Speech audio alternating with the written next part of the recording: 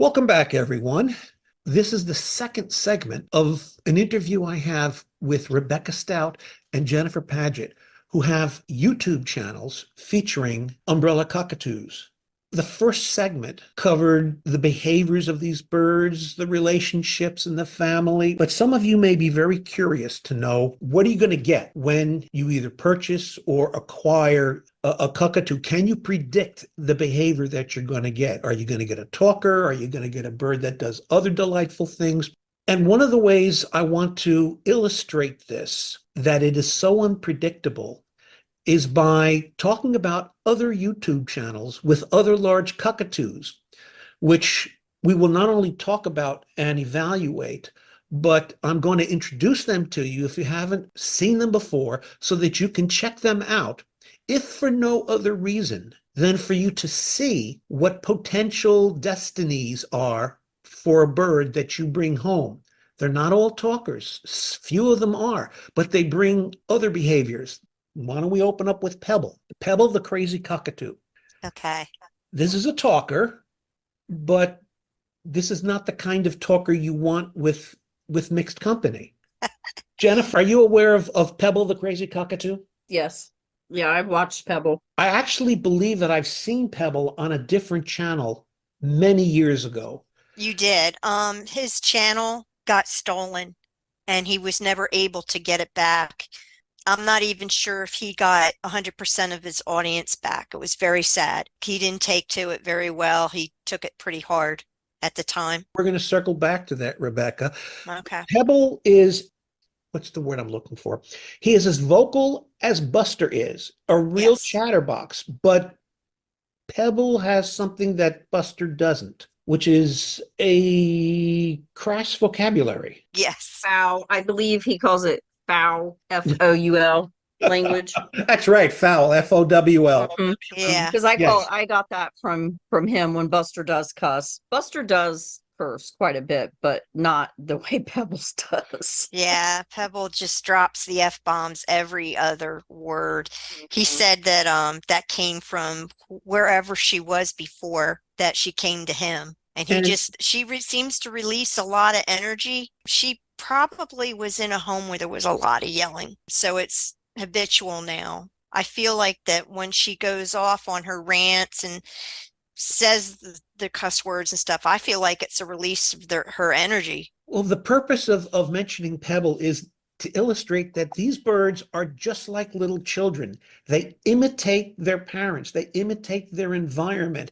And clearly, Pebble was exposed to a loud and raucous environment of people who would yell at each other and use obscenities with each other. And it's not just the words that Pebble says. When you watch Pebble talking and using the F-bombs, you can see the bird gesturing, Yes. throwing its head back, imitating, if you will, the way someone would behave during an argument.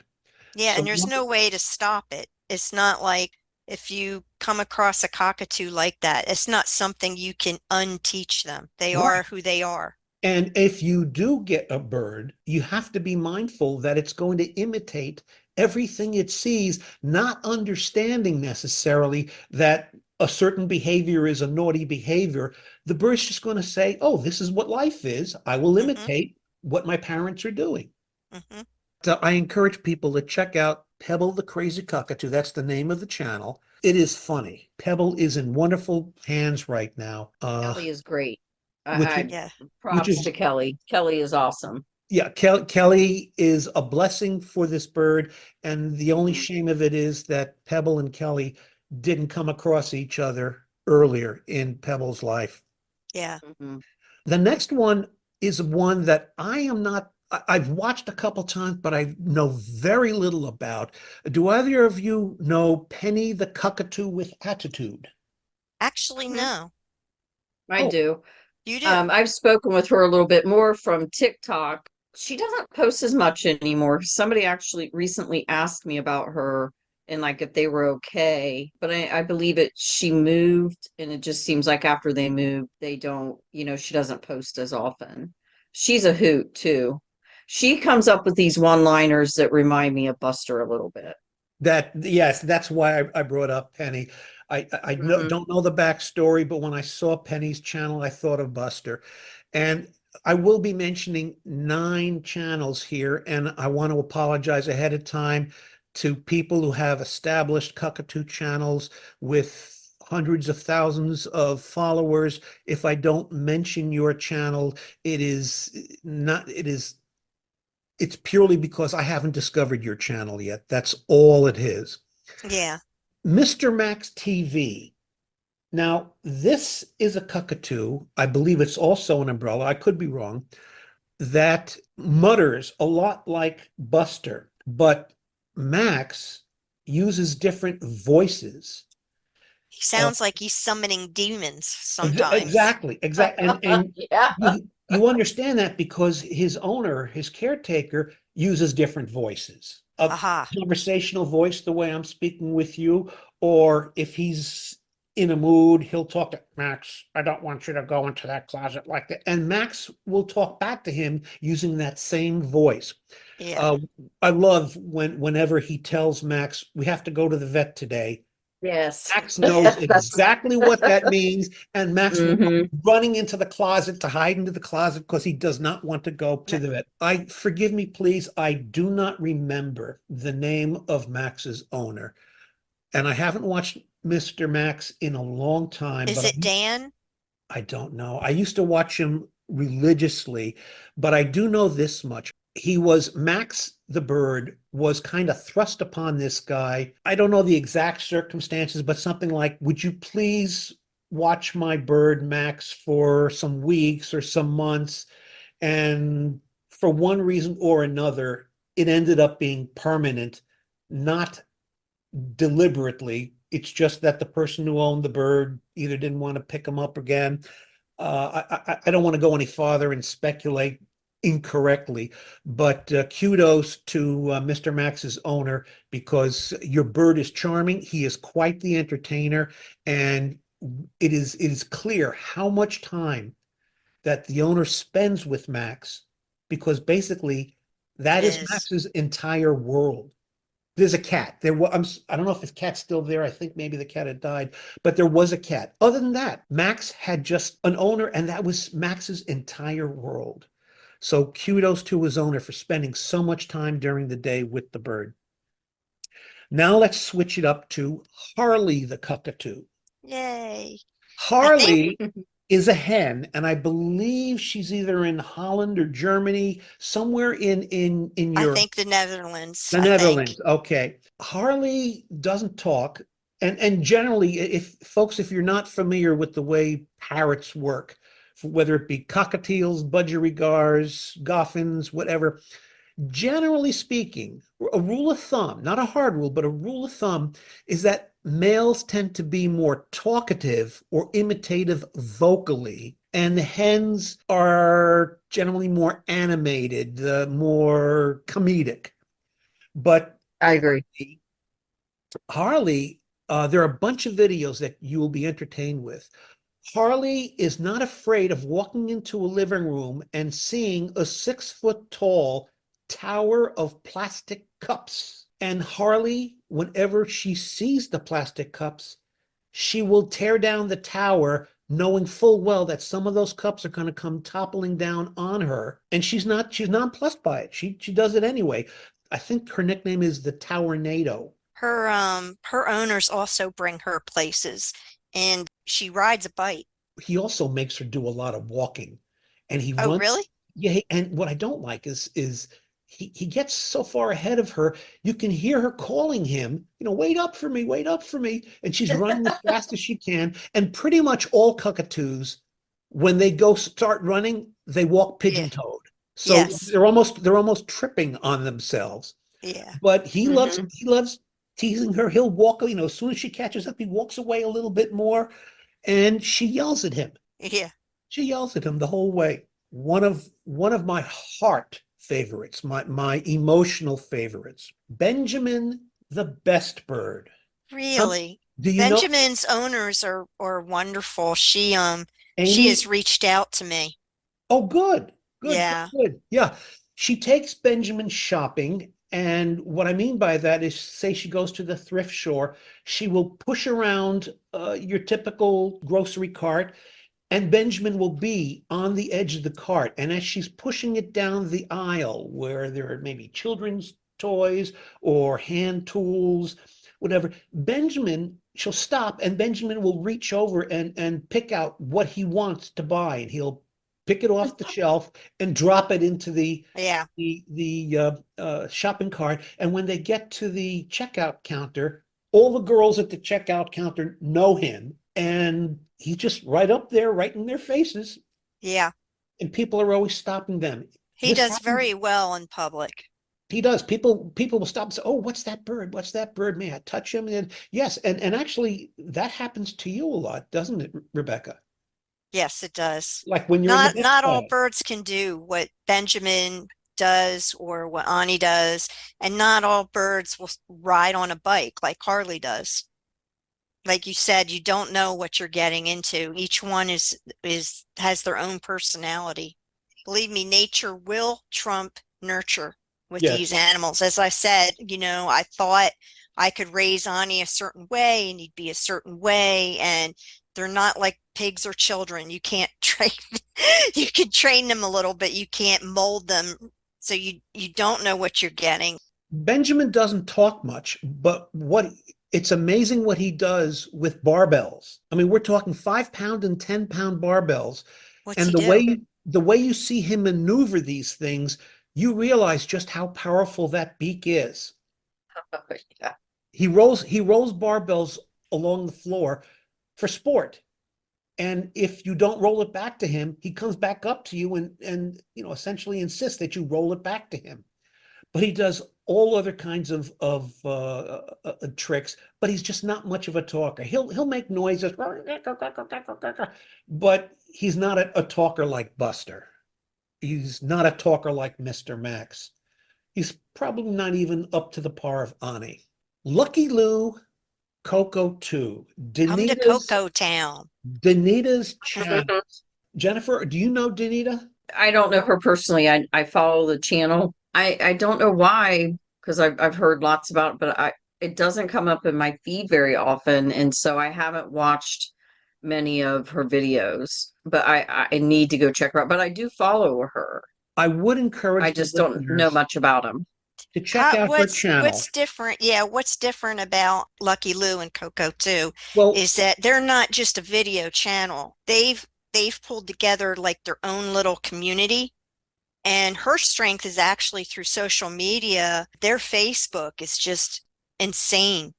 The way she communicates with her viewers, and everybody is like, it's like a small town, and they call it she will Come do in live Cocoa Town. sessions on both YouTube and Facebook, Yes. sometimes once or twice a week, sometimes even more oftenly. But the reason why I encourage people to look at her channel is because she adopts birds that need to be rehomed. She actively goes and seeks birds in bad situations and adopts them, adds Poor them to Brad. her family. Yes, poor Brad, her husband. But she also does a lot of instruction to people who do not have experience with parrots. She tries to discourage people from going into it blind. She wants people who get these birds, she wants them to be educated before they actually make the commitment. Yeah, she does a lot with education. So I encourage folks. She also has a food preparation business and a parrot toy business. She's based in Vancouver, but go check out her channel, and she has a lot of stuff in her description. She's on Facebook and she's on YouTube. Now, the final three channels that I want to talk about are channels that involve children and birds. And the reason why I wanted to make sure we spoke about this is that if you have small children, a large parrot may not be a good thing. But in order to present a balanced case, these next three channels are channels where large cockatoos interact with children on a daily basis. Right. And the children are not bitten, everything is smooth, and the birds are very comfortable with the children. And boy, if there's ever a bird that signals its emotional state through body language, it's an umbrella cockatoo. Yeah. Yes. You know when a bite is coming. You know when the bird is scared or intimidated. It will throw the crest up, start snorting. Whereas a cockatiel, if they're being affectionate and they're in a lovey-dovey mood, Rebecca, you call it heart wings, Yes. where That's the when wings. they hold out their wings so their shoulders are a little bit separated. And if you look at the bird from the front, it's almost as if the two wings form a heart shape. And they do this, they posture like that when they really love something. These next three channels all involve children. Marnie the cockatoo, and that's Marn as in Nancy I. And that is another one I think is out of Holland. It's a young mom with two young children. She gives her cockatoo all kinds of fancy food, all exotic fruits and fish, whatever she's preparing for the kids, she shares it with Marnie. But what's adorable about her channel is the interaction between her children and Marnie, the I will bird. definitely have to check that out. Okay, I'm sure you both know Buttons. Yes. Buttons is Button? why there is an Ani, as Oh, a matter of really? fact. Yes. After I lost Tika and I was considering another, took me a good year for me to get on board with getting another cockatoo because I was still grieving. Took me longer than Scott to move on, even though he was just as hurt. So when I was ready to move on, I was scared to jump the gun because I was scared that what happened to Tika would happen to another cockatoo, and it was Buttons's mom's support that helped me decide to move forward and go on and get Ani. And she great support and she helps me when things happen along the way. She has two girls, and the cockatoo and the little girls absolutely adore each other. Now, if you watch that program, you will see that she's always watching Buttons because Buttons can be a handful and an unintentional threat to the children. Buttons will Yes. literally throw toys around. Buttons will grab a toy in his beak and whip the toy over its head, literally throwing it 6 feet, 8 feet. They are strong birds. And if a child is playing, say, with a jack in the box, Buttons will grab the jack in the box and throw it. And if you're not supervising your children, or if you're not supervising the bird, there could be accidents. There literally could be accidents. If you do have a family and you're thinking about introducing a cockatoo in there, I invite you to check out Buttons. She could always use the support. But what I love about Buttons is the only cockatoo I know who can order a pizza. That's right. And Buttons also turns the lights off and on. that I did not know. Yes. But Buttons always asks for the same toppings, the same three toppings. Do you know what those toppings are? Cracker? A cracker? A cracker? Cracker? That's right. Finally, That's his. Gotcha the Yeah. Cockatoo. That's Yeah. Gotcha. This is she's a mom who started her channel before she had babies, but she's got at least a boy that I know, and I think she has a girl now. She does. But She has a boy and a girl. both of the kids get along swimmingly with Gotcha the Cockatoo, and Gotcha is so gentle with the children. She doesn't have to watch them every second. Gotcha would never harm those children. But Gotcha is such an entertaining beast. Everything from What's interesting is Gotcha wasn't always that way. Did you know that? no, Yeah, when she got him, he was feisty. He was feisty and she had to towel him sometimes, which means when he was kind of like in attack mode or biting, if she couldn't get him to the cage, she would get what she called the naughty towel out, which is like a dish towel, and she would wrap him in it and walk him to his cage and put him up for a timeout. So yeah, they've had a long road. Gotcha is not an umbrella cockatoo. Moluccan, right? Moluccan? hmm Okay. Who are known to be a little bit better. Kelly's Um, cockatoo is Moluccan also, and so is Mr. Max. yeah. Oh, ladies, can you preach on that? Are there particular breeds of cockatoo, large cockatoo, that would be better as a first pet? Well, I've never had, I cannot say the what gotcha the starts with an M. But I have no experience with them, but I have heard from people. I met some people that have them and they seem to prefer them over an umbrella. Have Yeah. you ever experienced that, Rebecca? Yes, I've not till recently, but yeah, which I mean, surprises me because honestly, Moluccans are even larger. they're larger than umbrellas, right? I Yeah. are now they're not the largest. I believe the greater sulfur cockatoo is the largest, Oh, if I'm not okay. mistaken. I'm Okay. not Those 100% big black sure. ones, I think, are the largest. I can't remember Okay, what the okay. names I are. Well, always yeah. forget about them being in the cockatoo breed. I mean, I guess for me, if I was going to suggest one, it'd be one of the smaller ones, like the rose Yeah. crested I was just going or to say it the seems like the rose-breasted is probably best. It has more independent behavior. It's a little less psychotic. It's smaller. I Yeah. find those to be very much like Goffins, behavior-wise. yeah, for Goffins are a Goffins. little more energetic. They Okay. can be neurotic as well, in my opinion, just by, and I'm basing this on channels I've watched and stories I've read over the years. I think that female Goffins are more likely, some of the ones I've seen the most that pluck. That's Oh, exactly what the vets at the University of Tennessee told us when we went there for Tika and we asked, what cockatoo do you see the least for plucking? And they said it was the umbrella. And I said, okay, and what is the most so we know what we're doing here? And they said Goffins. now is They it see correct that mostly. the hens are the ones who pluck the most? I don't think in I all think my so. time, I don't think I've ever seen a male cockatiel pluck, but I do have a hen who plucks, and I have seen other hens who pluck. And for all I know, every cockatoo that I've ever seen on YouTube or in person who does pluck, it's always been a hen, Yeah. I've which seen a which few males, but I'm pretty sure there's a male on Instagram that a lady just rescued, and he's an umbrella and he plucked, but he was in a very bad abusive situation, like living with a cartel. But by and large, I think that female cockatoos are more like Jersey, they're more likely Yeah. to pluck than a male. In my opinion, I see it more in female Goffins. before I get off of gotcha, I do want to use gotcha to illustrate one other thing.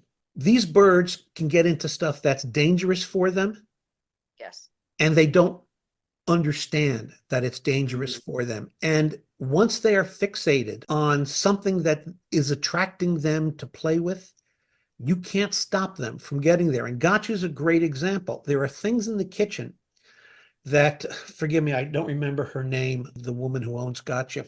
She will tell gotcha, gotcha, get out of there. I don't want you in there. Don't chew that or don't touch that. And she'll move gotcha away and gotcha will run away. But Gotcha will watch her. And when she stops paying attention to him, he will sneak right back into the kitchen, right back to that thing that she didn't want him to touch. And he will repeat that behavior every time. Hmm. That's what you're getting. If you get a large bird like this, if they see something that they like and it's not right for them, if it's not good for them, you got to watch them like a hawk or just remove the And they won't attraction forget it. in the And first They will sometimes they'll not fight you forget. for it. Yeah, they'll fight you for it sometimes too. I want to point out, gotcha is actually what got me interested in cockatoos, though. I Really? have to. Hmm. Yep, that Him and was all the really bed rats, huh? I love the one where Gotcha climbs up the stairs and starts running up and down the hall, yelling at Bed all these rats. things. And then there's hmm another one where he runs up the stairs and tries to get into the bathroom, but Daddy's in the bathroom with the door closed, and Gotcha's trying to, I need to get in there.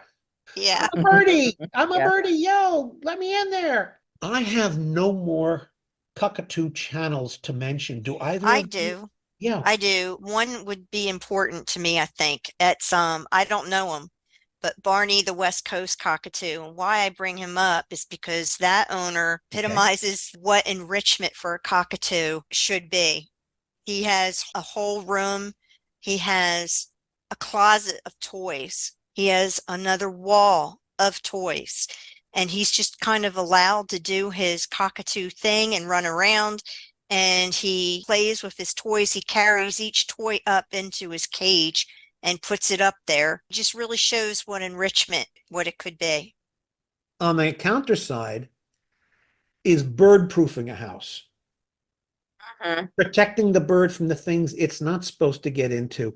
And rather than ask each of you how to bird proof a house, that's a whole podcast in itself. And I'm sure there must be videos on YouTube where people who have these birds can tell you what you need to do to bird proof your house. Yeah, I try to go over things like that because they don't, I mean, I can't tell you how many iPhone cords Buster has cockatooed up, which they've changed those and they do it so quickly and effortlessly. I mean, it literally is a split second where it's like chomp, it's gone. Yeah.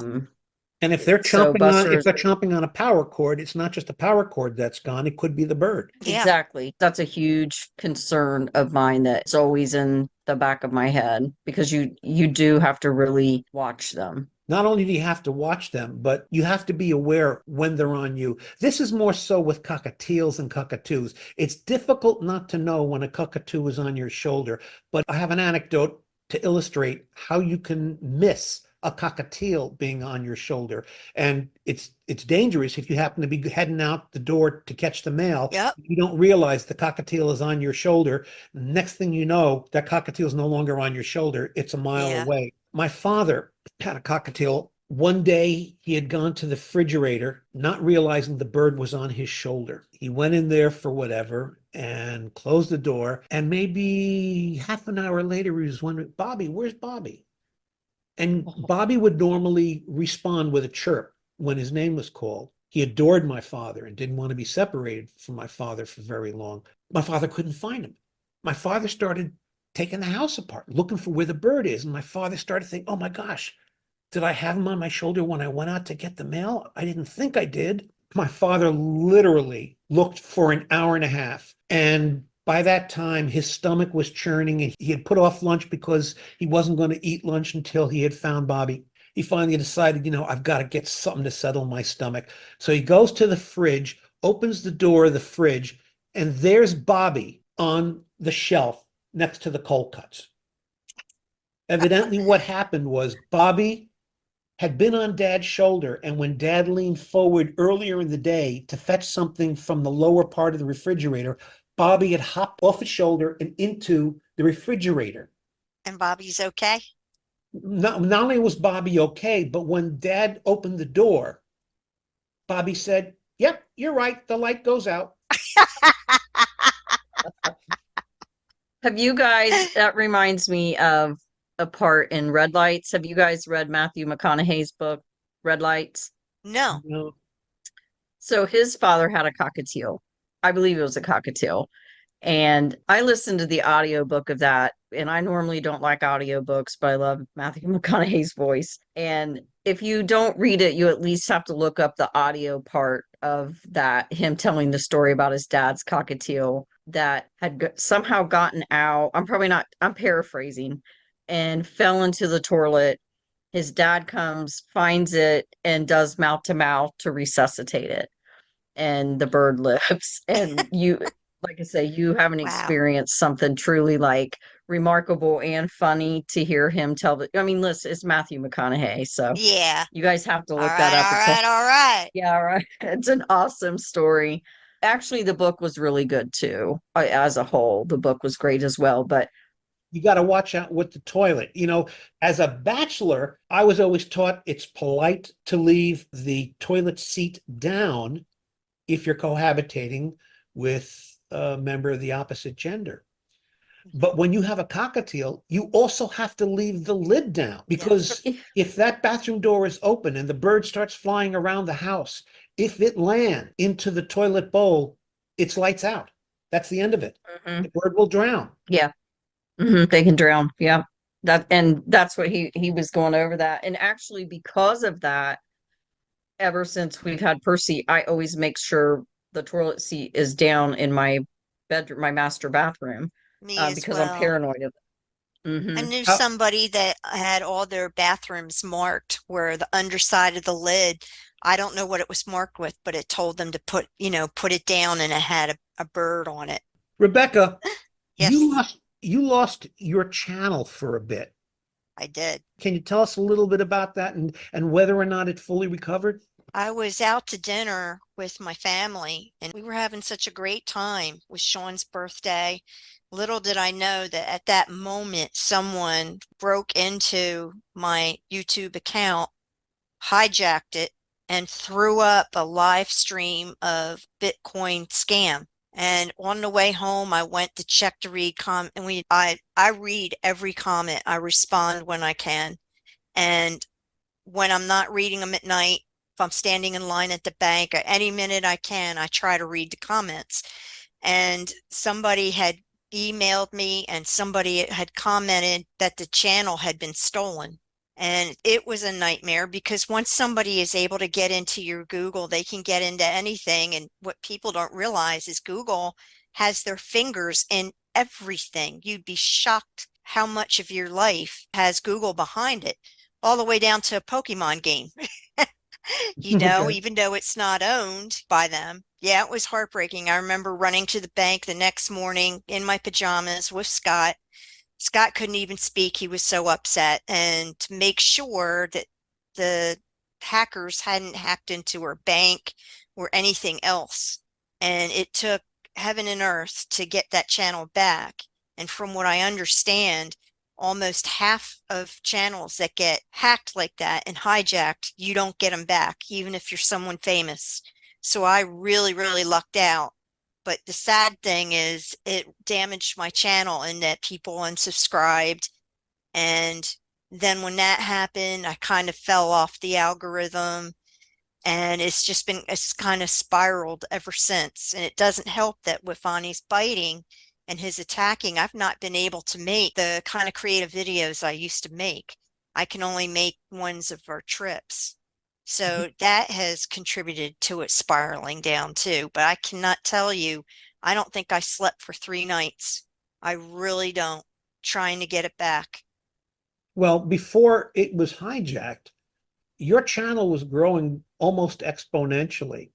And Yes, it was. the weird thing is, well, so you'd think, okay, maybe it took a week or however long it took for you to recover the channel, the exponential growth would just continue. But as you mentioned, the metrics, the algorithms were disturbed. And once they are disturbed, As a YouTuber, you are a slave to that algorithm.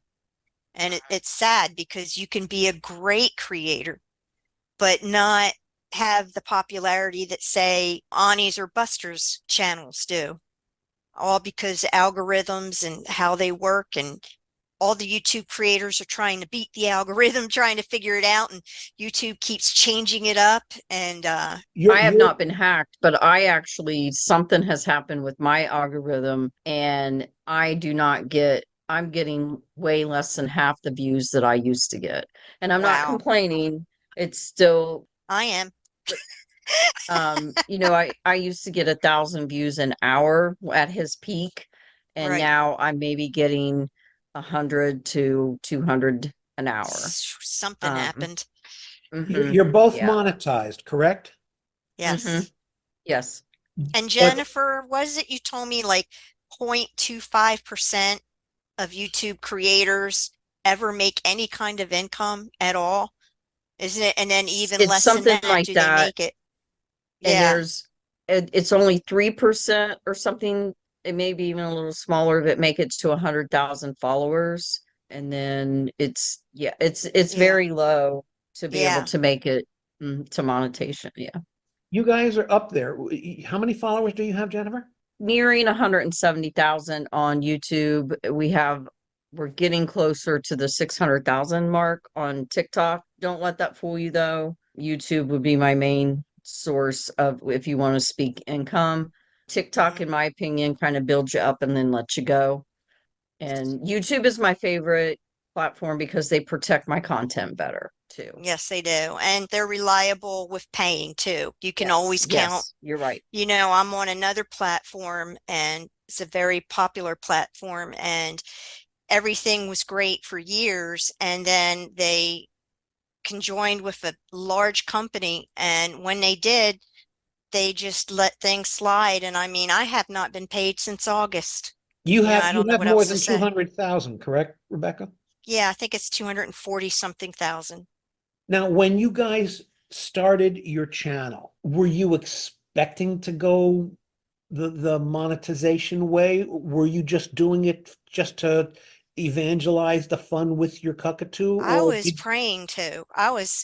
It was like a major goal of mine. When YouTube came out, I joined right away. And because I wanted to share home videos with my family that lived across the country. And I soon discovered I really liked creating them. So then I was doing them for fun. And then I realized my goal was I want to be viral. I want to be famous. I want to, how can I do this? And I plugged away for a good 15 years. No, 10 years. I plugged away and then finally got discovered and became viral. And then ever since then, I've been able to pare down the channel so that it's just about Ani. Whereas before, I have playlists about exotic animals. I have music videos with ATVs. And, I was just throwing everything out there, just hoping something would stick. And it just so happened it was Ani. well, it was about Sunny for a while because that's how I discovered you. You Yeah. hadn't gotten on it yet. Yeah, Sonny, but he never went what you would call viral. He should have. Yes. That's Sunny that's is the something. internet disrespecting cockatiels. Hmm. Yes. Jennifer, when you got started on YouTube, were you doing it intentionally to leverage your pets, or was it just a hobby to begin with? It was really for fun. When I went to get Buster, I actually held him. He sat on my lap part of the way home when I drove. It's hard to believe, but it's true. I knew there was something incredibly special about him. And I just thought he was funny and it was just fun to do. And I actually started Instagram first. And I was very hesitant about TikTok because I started Instagram, then I did YouTube, and where I had both. And actually, my daughters talked me in to TikTok and they were like, Mom, you actually can make a little bit of money on there. Buster is funny. So reluctantly, I did, and he went to monetization status pretty quickly. And I was just tickled to be able to buy bird food. But YouTube is a much better source. But I really didn't expect it. I really thought that my family would, I don't want to compare the Duggars, especially now. I had 8 kids. I really thought my family would have been on TV and been famous, not my cockatoo. Yeah.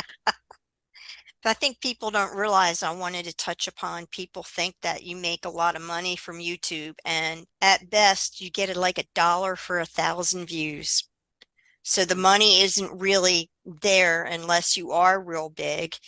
And that's all you get. Pretty much people that are making a living off of it are very business savvy and they know how to get sponsors. They know how to collaborate with other creators.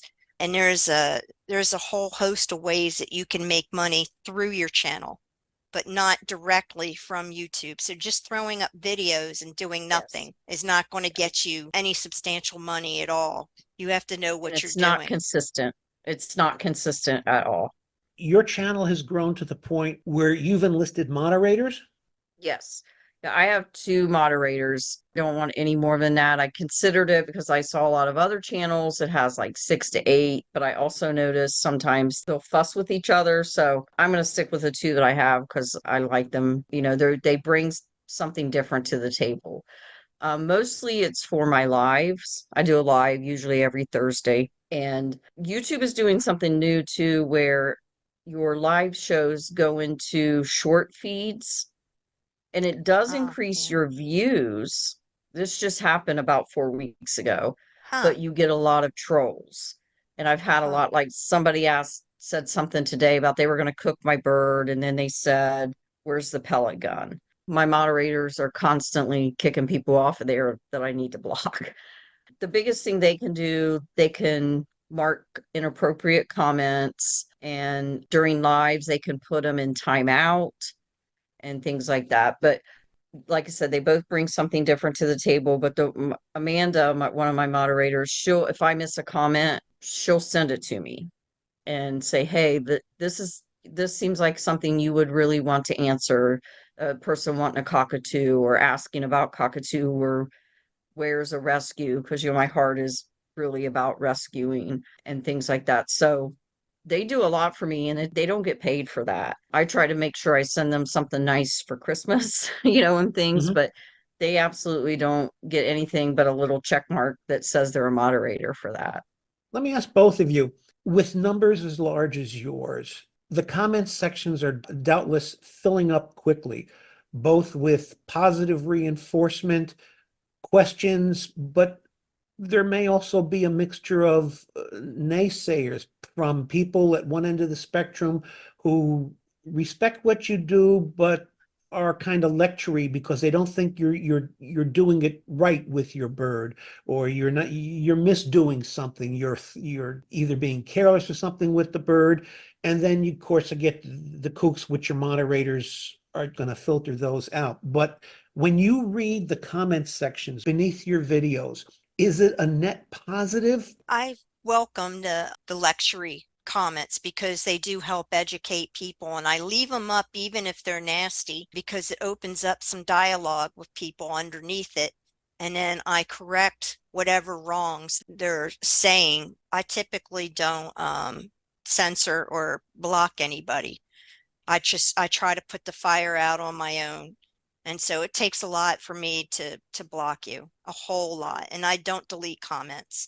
When they come up, I think it's good to open up some dialogue. I go after more of the ones that attack my family. I'm very Oh, sensitive really? about my family. If you call a family member, a nasty word, and that has happened on my channel. I don't really care what you say about me, but most of the time, what I find is your followers get them. Yeah, they But do, don't they? yeah, One they time somebody said Sean was a creeper, and holy cow, all the mhm, fans came running to his aid saying, he's autistic and be quiet, and that was cruel. And yeah. mhm. I neglected to do this at the beginning of the first podcast. Rebecca, run down who are the people that we see in your videos. Scott's your husband, then we have Chet and Sean. Who are they? Chet is my oldest son, and Sean is my younger son. Sean is autistic, but he's high functioning, and he lives with us. And Chet no longer lives with us. He's bought his own house. He Chet he comes over with the puppy. Yeah. And then we also have an extended part of the family, which is my friend Erin. We have a very tight bond, and her two little girls. They like playing with Sunny and they like petting the axolotls. Nina and Ani started out to have a really good relationship, and we thought that would flourish because she was my plan F or whatever for when something happens to Scott and I, of where Ani would go. She was on the list. Hmm. But now nobody's on the list with the way Ani's acting. Nobody would want to get into what we're dealing with, which is so sad because this is what Jennifer said. It's why they jump home to home. I'm not sure if this is true, but I've always heard the cockatoos are the most given up of parrots. They are in the And entire world. Well, they are a lot of work, but also they can also be threatening to other pets. For instance, Mhm, you cannot leave Sonny alone with Ani. no. And because Ani is so quick and can fly some, I can't even have them out at the same time, even if it's in a different room. Jennifer, I have seen someone on your videos whom you call sister, but I don't know who else we see on your videos. And is sister truly your sister?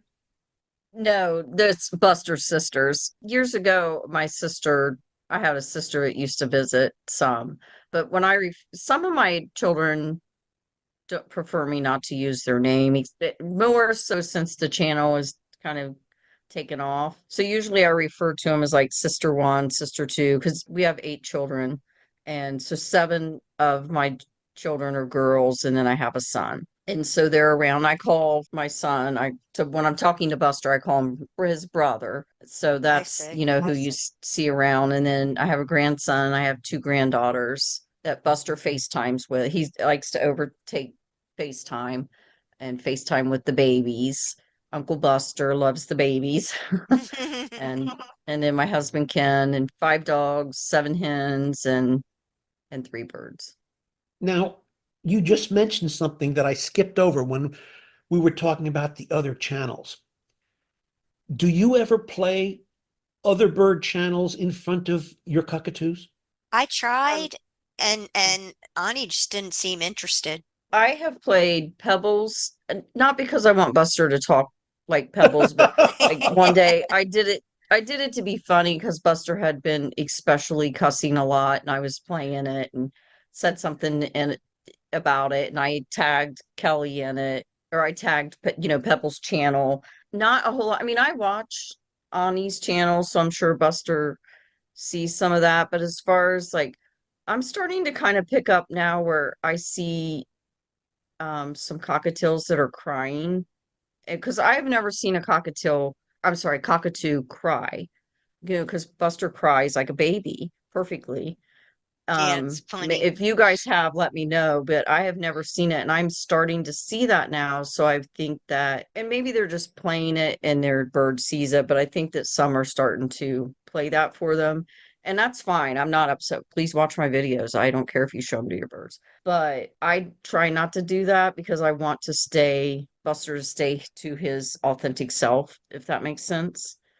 Yeah, I don't want to shift him in any way. And I honestly, and Rebecca might find this too, I don't have the time to sit and watch videos like I used to before I had birds.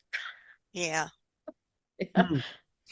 When you go through your comments, have you actually singled out or focused on one or two comments that actually led to you meeting and getting to know someone else? I've met a lot of Yes. nice people, yes. Not really with cockatoos. And I welcome people to email me things, and I always try to answer them, even though it might take me some time.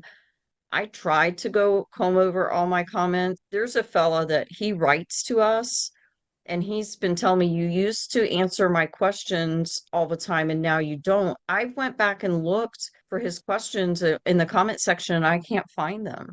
So I don't get all my comments, I believe, What because would be the because I email address that viewers could use to ask you questions directly? I'm Buster the Cockatoo at Gmail. Rebecca, do you have an email address? It's wolfieslove@aol.com. And that's spelled WOLFYSLUV. Wolfie's Love at AOL.com. Well, thank you very much, ladies. This has been an entertaining evening for me. Even though I've known you both for a while, I've learned new stuff and it's fascinating. And I'm hoping that people who listen to this podcast will not just gain knowledge of what they're getting into if they're thinking about shopping for a cockatiel, but will also know more about both of you and your channels. And when things go right with a cockatoo, how right it can be, because both of you have done amazing jobs with your cockatoos. And it comes through in the videos that you're not just keeping them in a cage as a pet. Both of your birds are family members. And in the case of Buster, I dare say Buster's probably runs the family. Yeah. Yeah. Yeah. It's Buster's world. We're just living in it. That's That's right. that's what I always say. It's like I imagine Buster on Ken's shoulder when you're driving down the street, and if Ken misses the left-hand turn, Buster goes recalculating. Yes. And with that, we will sign off.